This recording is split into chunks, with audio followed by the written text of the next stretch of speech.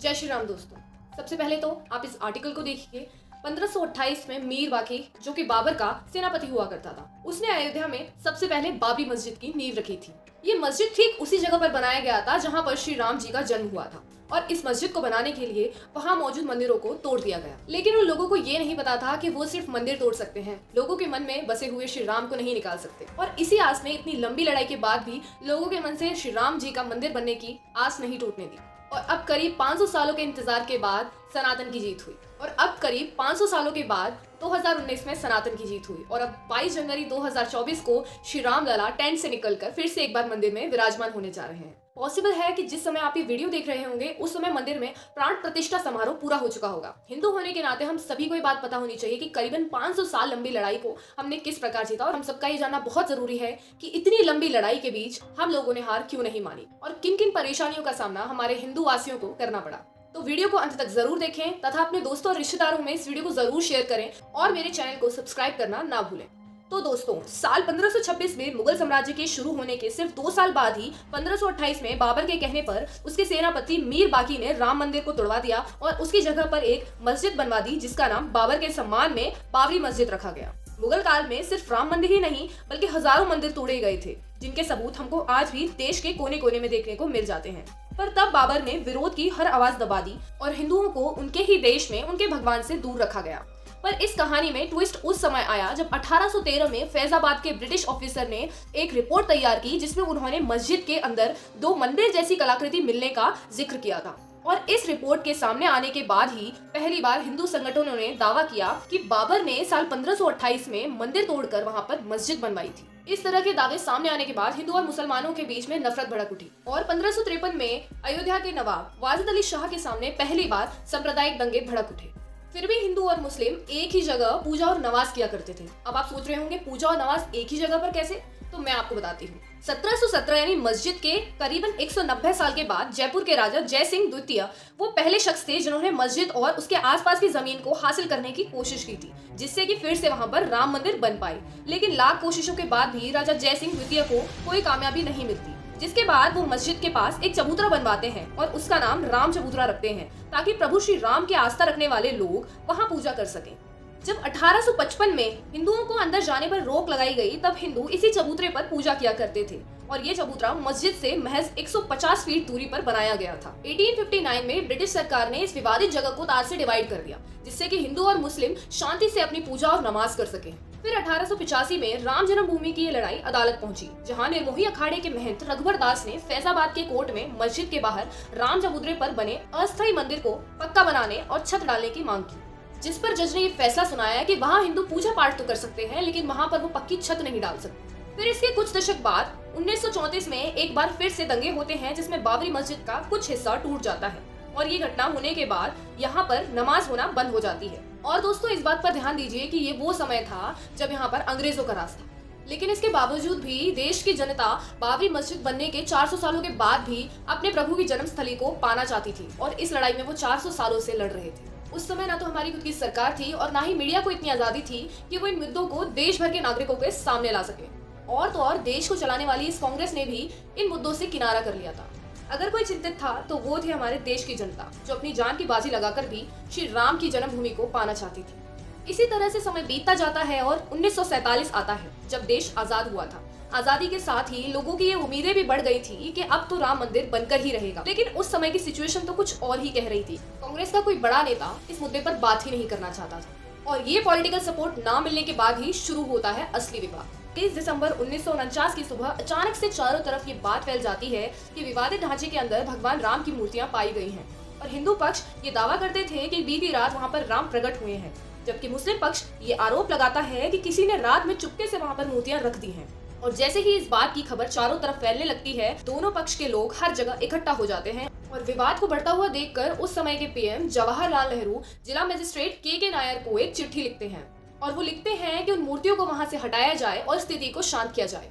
लेकिन के नायडू दंगों और हिंदुओं की भावनाओं के भड़कने के डर से उनकी बात को पूरा नहीं करते हैं, और के नायर जवाब में लिखते हैं कि अगर मूर्तियों को वहां से हटाया गया तो दंगे हो सकते हैं और हिंसा भड़क सकती है। और जब ये खत नेहरू जी तक पहुंचता है तो वो एक और खत लिखते हैं और उसमें भी मूर्तियां हटाने की ही बात कहते हैं। लेकिन के नायर दोबारा से उनकी बात नहीं मानते हैं और अपना डिसीजन वही रखते हैं। इसके बाद 1950 में फैजाबाद सिविल कोर्ट में 2 अर्जियां दाखिल होती हैं, जिसमें से एक में रामलला की पूजा की अनुमति मांगी गई थी और दूसरी में श्री राम जी की मूर्तियां रखने की।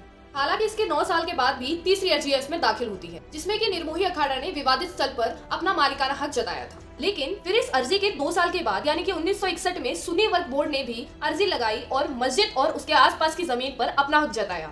यही क्रम लगातार चलता रहा और बार बार दोनों पक्ष, कभी हिंदू और कभी मुस्लिम, तरह तरह के दावे करते रहे।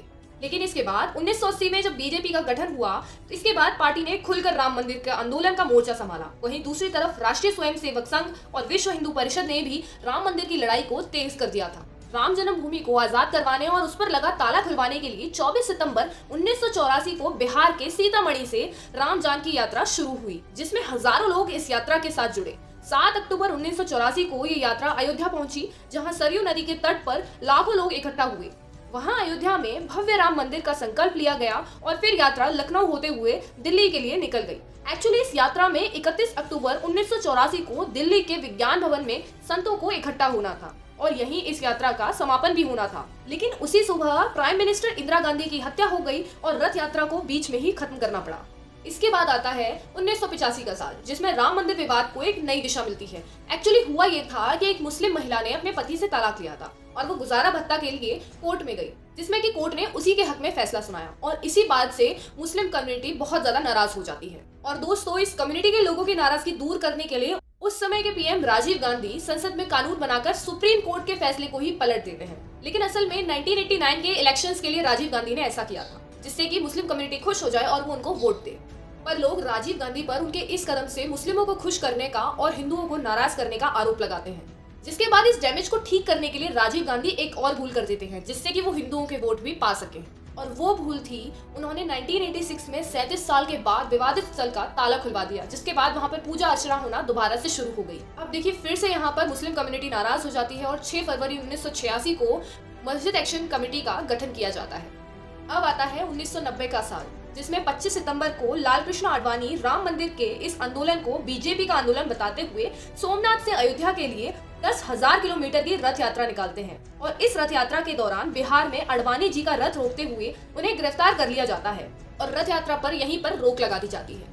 लेकिन असल में जिस दिन ये यात्रा खत्म होनी थी, यानी कि 30 अक्टूबर 1990 को हजारों कार सेवक अयोध्या में जमा हो जाते हैं। अब दोस्तों, जिन्हें कार सेवक का मतलब नहीं पता, उन्हें मैं बता दूं कि कार सेवक का मतलब उन लोगों से है जो कि निस्वार्थ भावना से सेवा करते हैं और अपने धर्म की रक्षा के लिए कदम उठाते हैं। अब दोस्तों, 30 अक्टूबर 1990 को भी कार सेवकों ने यही किया और अयोध्या के विवादित ढांचे पर झंडा फहरा दिया।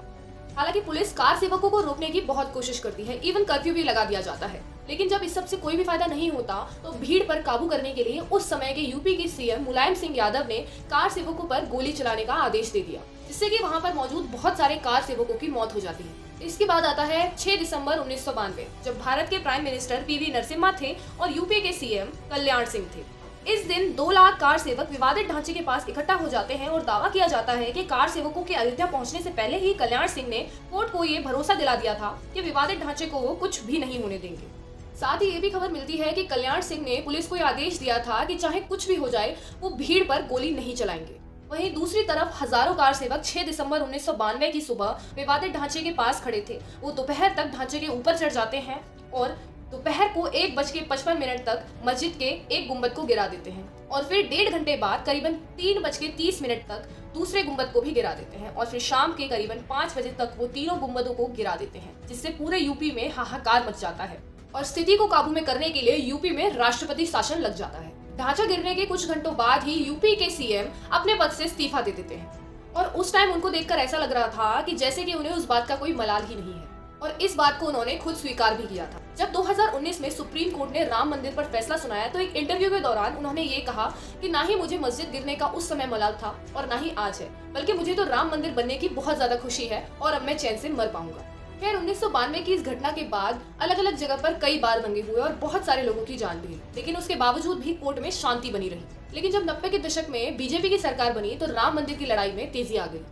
बीजेपी ने 1999 में और 2004 में और आगे जितने भी चुनाव हुए, उन सब में राम मंदिर को अपने घोषणा पत्र में शामिल किया और एक लंबी कानूनी लड़ाई भी लड़ी। और दोस्तों, आखिर हमें जीत मिल ही गई।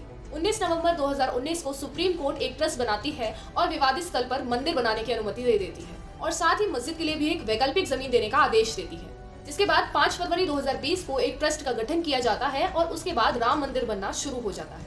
और अब 492 साल, लगभग 500 सालों के बाद श्री राम का भव्य मंदिर बन रहा है। वो सिर्फ एक मंदिर ही नहीं, हिंदुस्तानियों के लिए एक गर्व है, एक भाव है। इस वीडियो को ज्यादा से ज्यादा शेयर करें जिससे कि हर हिंदू इस 500 साल लंबी लड़ाई को जान सके। धन्यवाद।